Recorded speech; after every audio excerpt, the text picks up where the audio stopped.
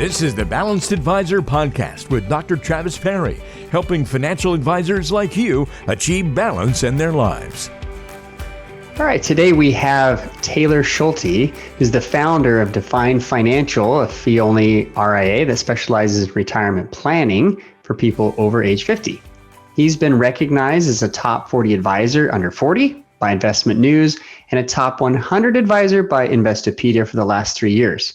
He also hosts a popular podcast for financial advisors called Experiments in Advisor Marketing. Welcome, Taylor, to the Balanced Advisor Podcast. Travis, thanks so much for having me. Yeah, absolutely.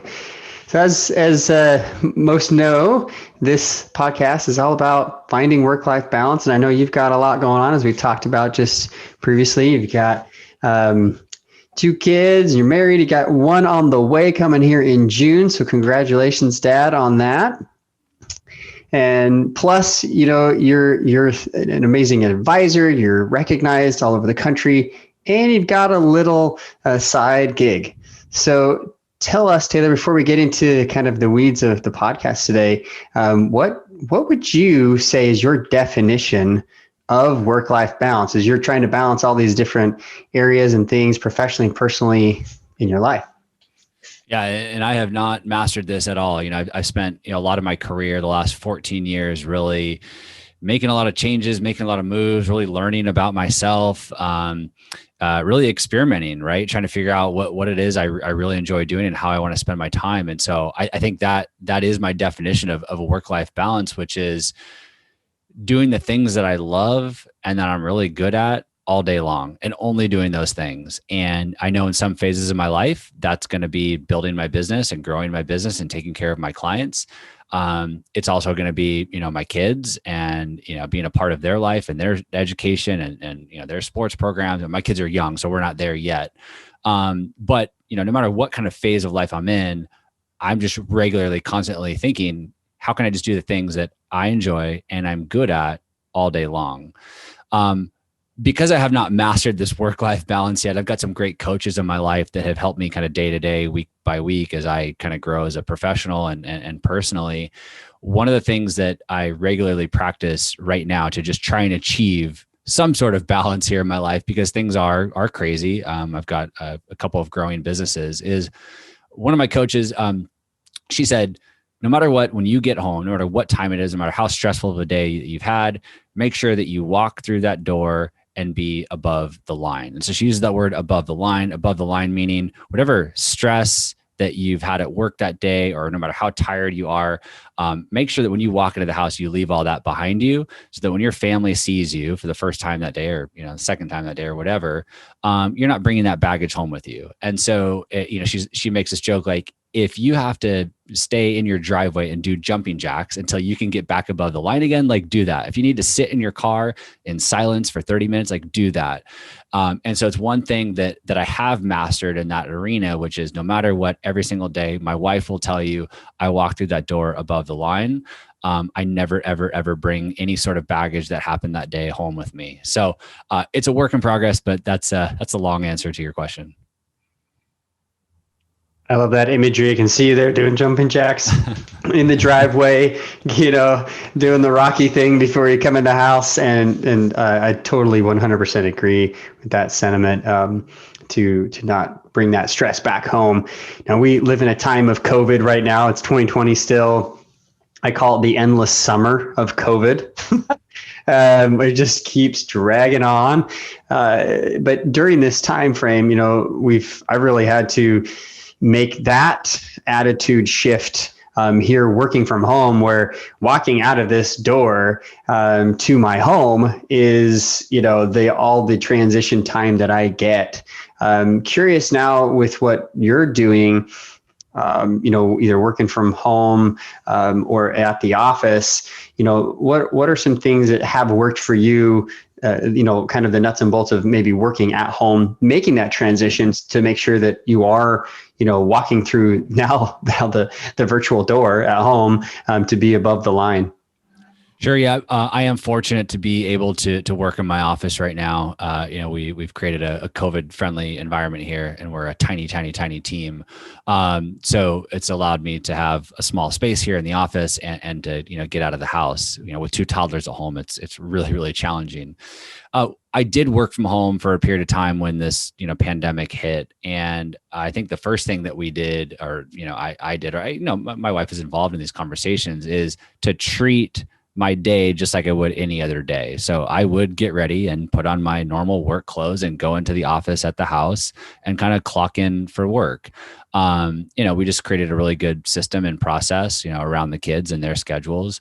And then at the end of my, quote unquote work day, again, fortunately for me, we have a little home gym in our garage that kind of butts up to the office there. And before I'd kind of go, see my family at the end of my work day, I would go get a quick workout in. And I had some great friends and advisors around the country that were holding me accountable to that. And so it was a good way for me to kind of just unwind. Usually my unwind is my drive home. So after a long, stressful day driving home from work, I'll often just listen to nothing, just kind of silence, almost like my meditation on my drive home. And so, like you said, like I didn't have that. So I needed something, whether it was go for a walk, run up the hill next to me a few times. Like I need to get some sort of exercise before I walk back in the door to see my family. So I'm not saying that I was perfect at it, but trying to think of little things to like recreate my day. It's funny. You just don't realize that drive, how important that drive to work in the morning is and how important that drive, home is. And that's one thing I picked up on early. Like I got to figure out a way to kind of recreate some of this. Yeah, I love that. Psychologists have found that as we disconnect from a certain habit, as we disturb that process and try to create a new process, that allows us to make change, right? And so what you're saying is disturb that process, like where you can't have silence, walk, exercise, do something different so that then you can begin this new process and feel like, okay, here I'm now, if I'm working at home, that you can then create that distinction of this is done and now moving to the next. So I really like that, Taylor. Yeah, thanks. Yeah, my wife and I are so regimented and structured, and sometimes not in a good way. We can get so structured it kind of works against us, but we know that about ourselves through a lot of the personal work that we've done. And so when this happened, we really were intentional, kind of sitting down thinking like, how can we maintain this structure in this new environment? So that we don't create problems. And so, yeah, we were really intentional about it. Again, it was not perfect by any means. We just did our best. And those are some of the things that we implemented. Yeah. I love that. Love that. Thanks for sharing that. So as an advisor and as a marketing advisor to advisors, we're going to kind of take those two roles, apart here for just a second. But as an advisor first, what do you think are the biggest issues in trying to achieve work-life balance for you? I know you've talked about what your definition is and what you kind of done to maybe help, but what do you think is the biggest issue that you face? Well, I think the first issue that I faced that I finally solved by working really, really hard the last, I'd say 2 years is I was never trained to create systems and processes. I grew up in the wirehouse world. I worked for a large wirehouse for about 6 years. And in that environment, it was like, sell, get, clients in the door, get money in the door and move on to the next. And so I was never really trained to create systems and processes around our service model. And so when I eventually started my firm in 2014, it was just kind of chaotic. And I was more reactive than I was proactive. I felt like I was working on the clock. I told my wife one day, like, there's no way I can take on another client right now. It was just like, if I felt like I was a mess. And I think a lot of advisors fall into that same trap. And I don't know that it's their fault. It's just kind of some of us grew up in this environment where we weren't taught. And I think a lot of us advisors too don't have this operations mindset. Like I suck at creating processes and systems and operations. I found workarounds like hiring good people to help with that and finding consultants to help with that and having good coaches around me. But that's one, huge burden, to some of us advisors, is having those systems and workflows in place so that things go smoothly, so that we have control over our practice and our business, and it doesn't have control over us, and we can really streamline things and become efficient. So that's the first thing that comes to mind, and it's a big hurdle that we got over. The second, I think, is for a lot of us, especially younger advisors, our livelihood depends on the success of our practice. We are entrepreneurs, we're business owners, we're financial planners. And I know for me, it's taken a long time to build this business. I'm 14 years into it. And yes, I've made some career changes along the way, but like, I'm still not where I want to be professionally. I still have some, a ways to go here. And maybe I'm being a little hard on myself, but just being really honest, like I'm still not where I need to be financially, professionally, for my family. And so I had this giant weight on my shoulders. My wife is has the hardest job of them all. She's at home with these two crazy monsters all day long. And the weight is on my shoulders to support the family. And sometimes that means working really, really early. This morning I'm, up and at it at 6 a.m, headed to the office. And sometimes that means working really late. And I'm not making an excuse. I just think that for a lot of us, especially when we own our firm and it's our baby and the success relies on us, it just becomes challenging to focus on this work-life balance thing when it's like, I have a business to grow. I have clients to take care of. I have a family to support.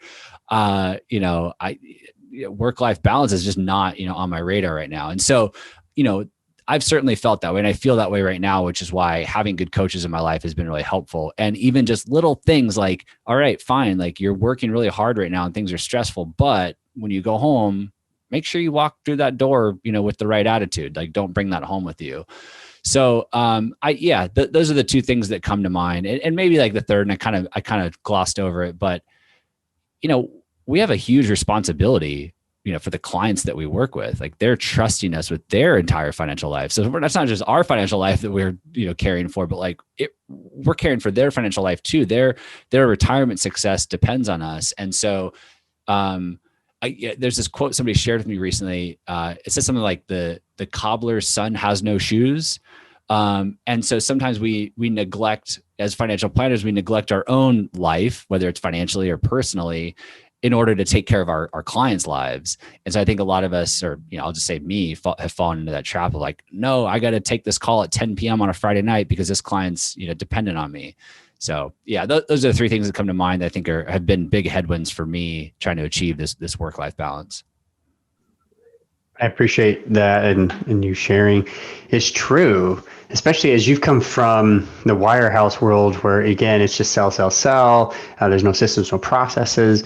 It's true that there is a trap that a lot of advisors fall into, step into, whatever. I call it the workaholic trap. And it really set up that, hey, you can have this lifestyle. You can do this as an advisor and help people have that lifestyle, yet we get caught in that trap of, well, now I've got to help them take that call at 10:30 or, work, really early in the morning for some reason to help a client last minute, whatever it is, because we're helpers, right? We're a relationship people as advisors. And I say we, because I still feel like I'm a part of this industry, helping the industry, but because we want to be there for our clients and they depend on us. Yet you're exactly right. The cobbler's son, we have to be careful to make sure he has shoes. Otherwise, we're not living incongruent with what we desire for our clients. And I think that cognitive dissonance that creates, psychologists say that, that causes stress. It does cause a lot of stress for us as advisors, and then on top of that, as the business owner, as you mentioned, your wife is having a baby, but you're building this baby, right? I mean, you've got your work baby, and that is really important to you because it's you. I mean, it's your website, it's your name, it's your reputation, and these are your clients, and you treat them very much like family. So I get it. What do you think are some of the other issues that you've seen, kind of put the other hat on from advisor to advisors, as helping people, the financial advisors, with marketing? What have you seen as other issues with work-life balance that maybe aren't your necessarily issues, but other advisors that struggle with this, with work-life balance in the industry? Yeah, I guess if I put on my my marketing consultant hat and the advisors that I have, worked with. I also co-own a community for financial advisors called the AGC. So we've got about 120 advisors in there where we're having conversations like this all day long and going back and forth. And one of the things that I see just advisor to advisor, and look, I'm guilty of this too. Like all these things I'm guilty of. I have not mastered any of this, but it's this kind of a shiny object syndrome, right? Like we get really distracted by these shiny objects and we end up spending so much time on these activities that really are meaninless to our end goal. And it could be as simple as the example I use a lot is an advisor wants to start a podcast, right? That's great. All you need to start a podcast is the smartphone in your pocket, right? And your voice. You just hit record and publish it. Yet most advisors, most people, including myself, I spent $6,000 out of the gates before I ever hit record on anything.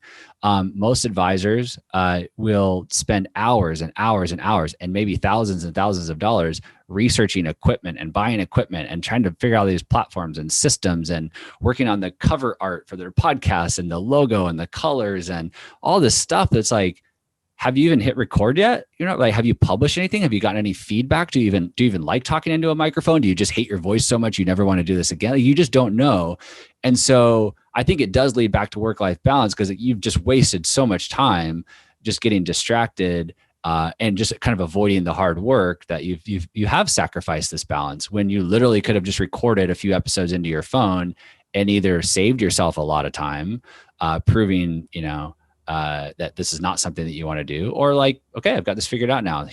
I've got a better plan, and now you're not going to waste all that time. So, that example can translate into a lot of different areas for advisors. It could be, searching for technology for your business and spending hours and hours and hours trying to pick the best risk tolerance questionnaire.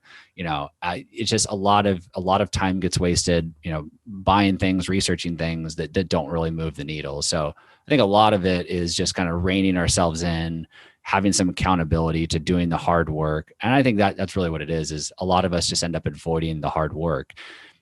Podcasting is hard, right? Like turning on a microphone, hitting record, and then publishing it and putting it out into the public is really, really hard. Researching the best microphones, at your computer with your headphones on, listening to music, that's easy. So that's the biggest, thing I see is just like the avoidance and the distractions. Yeah, really good points about shiny object syndrome, analysis paralysis, and one of my favorite ones, avoidance behaviors. So I think you're absolutely right. And there's some psychology behind this that, we are so trained to find the easy, quick, the thing that's fun to do, yet there's those hard things that are difficult that we probably push off and don't want to do, that are probably the most important things to do. So with, helping others out there in your AGC community to be better at marketing, what would you say is the number one issue that advisors don't do? What is that thing that they avoid doing that will actually grow their business in 2020 and 2021 and beyond? I think it's for sure doing the hard work, which we've already touched on.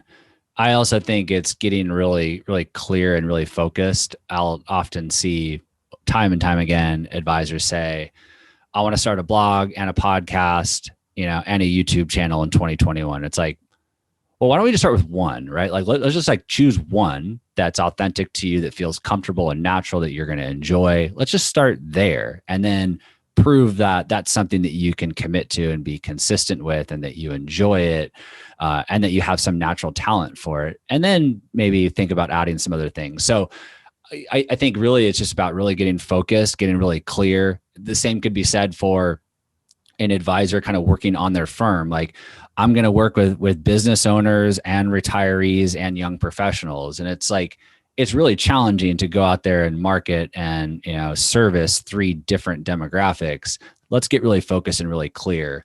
So I think that's the big one. I think, and then again, just the avoiding the hard work, and that could be applied to anything, whether it's hitting record on that microphone, or publishing that first blog post, or I know back in the days, like I would waste time sitting in my office, like reading stock research reports instead of just picking up the phone and going through my Rolodex or knocking on doors or whatever it took to grow my business.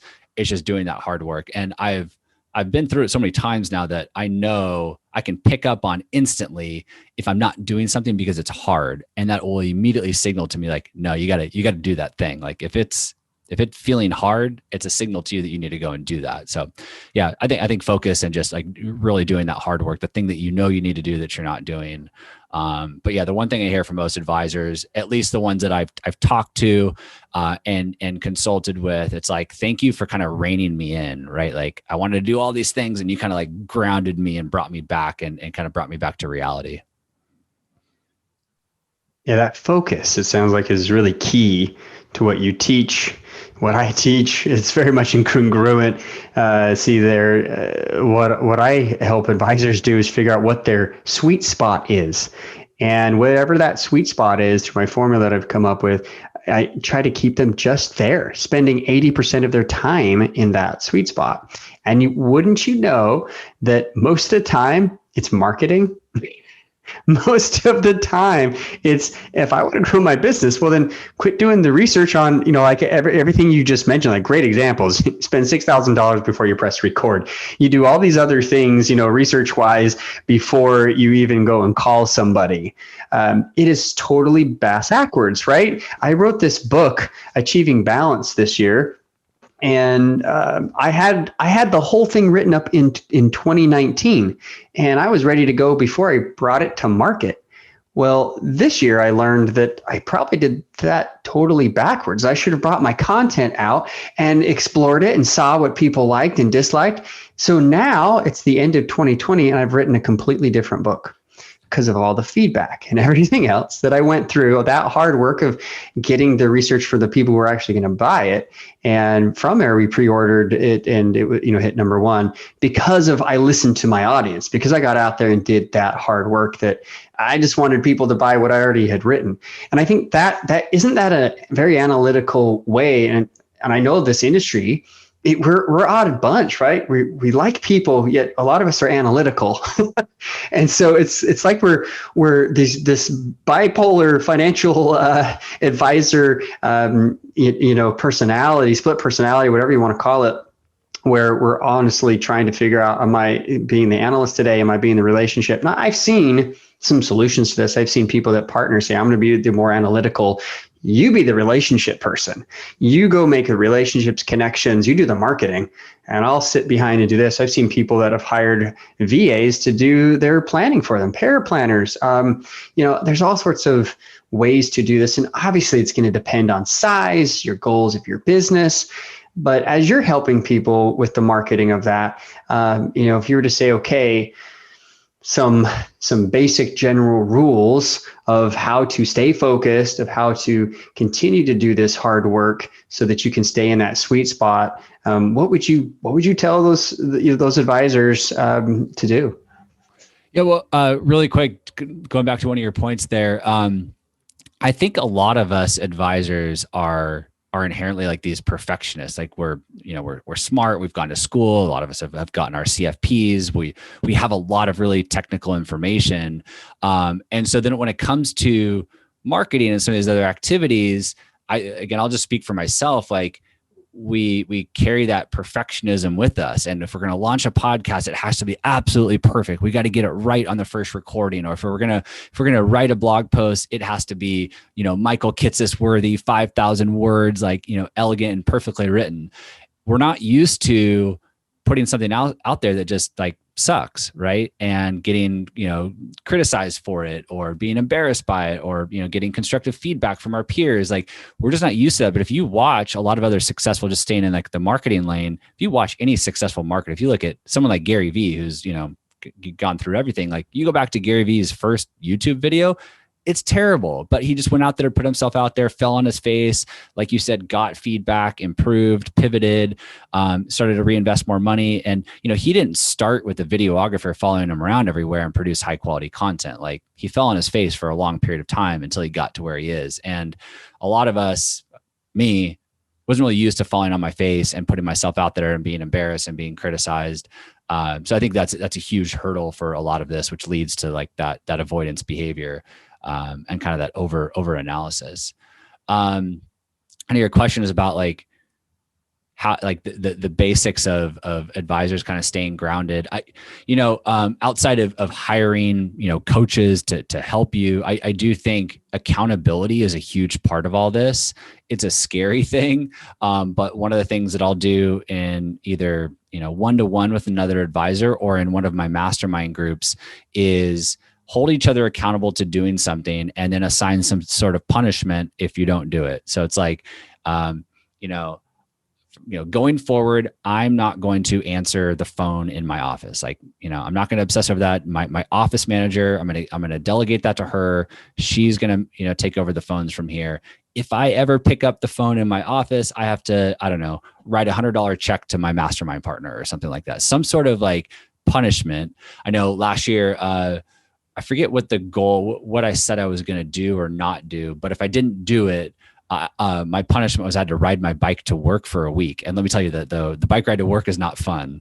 So I think if you can get creative, now the key is being aware and knowing that you're doing things you shouldn't be doing, or you're avoiding things that you should be doing. So you do have to have that awareness in order to implement something like this. But if you do have that awareness and you're bold enough to find that accountability partner and assign some sort of, it doesn't have to be money, right? It doesn't have to be painful or anything like that, but assigning some sort of punishment. I know one of our planners last year loves to drink coffee, and he's like, if I don't do this thing, I don't get to drink coffee this week. Now I don't know how cool I was with that, because I'm like, well, if you don't drink coffee, then you're not going to be productive. But just coming up with something to have a little bit of fun to hold you accountable. It's crazy how impactful that can be to helping you stay focused. I like these concepts about accountability and then putting yourself out there. This is huge. I can't say enough, applaud that statement, just being able to put yourselves out there and fail at trying to market, right? The only way you're going to learn is you're trying stuff out. You're going to continue to hone that. A lot of the research I've done on advisors, this is the community that I serve. I found that a lot of times they're just plugging what their BD is saying on LinkedIn or Facebook, and they're not really being themselves. And this is the age of, well, we can record anything from our phone, Instagram, Facebook, everything can be done. Even LinkedIn now, we can be a whole lot more personable. That's what screams in my mind, is get out there, be personable. And then having accountability, and obviously as a coach, this is huge, right? Teaching people about accountability at business and at home, to have, this balance. So I really appreciate that. Appreciate your thoughts today, Taylor. Any last, things you'd like to say that would be helpful, or places people can go to find you? Obviously, we'll have them in the links here below, but just curious to know if they like what you say, if they want to follow you, they're interested in the AGC community, how can they reach you? Yeah, you can pretty much find everything about me just by going to taylorschulte.com. You'll find the Advisor Marketing Podcast there, AGC, my firm, everything. It's kind of the central hub. Kind of final thoughts. I'm really obsessed these days with, there's a book out there called The One Thing. There's also a podcast. I'm just obsessed, even if you don't read or listen to any of it, just the title alone, The One Thing, will tell you enough. And it's just something I'm obsessed with right now. It's just like, pick one thing, and as we approach 2021 here and 2020 comes to a close, like pick one thing that you'd like to accomplish, whether it's for the year or for the first month or first quarter. But just picking that one thing and just getting hyper focused on it will lead to so much more success. Instead of saying you're going to start a blog and a podcast and a YouTube channel, like pick one and get really, really good at it and just do that one thing. So, that's something that I'm regularly thinking about. I know that I do a lot of different things, and from the outside looking in, it might look like a little chaotic, but each of those kind of lives in its own little compartment. And inside of those compartments, I am hyper focused on the things the thing that I'm really good at and enjoy doing. So that would be my kind of closing thoughts is I'm thinking about, what 2021 is going to look like for me and my firm and my businesses. Wonderful. Thanks for sharing. Thanks for being here and, putting yourself out there and sharing with us what's going on behind the screens there with you, Taylor, as we've been talking about work-life balance. Thanks for being on the show. Yeah, Travis, thanks so much for having me.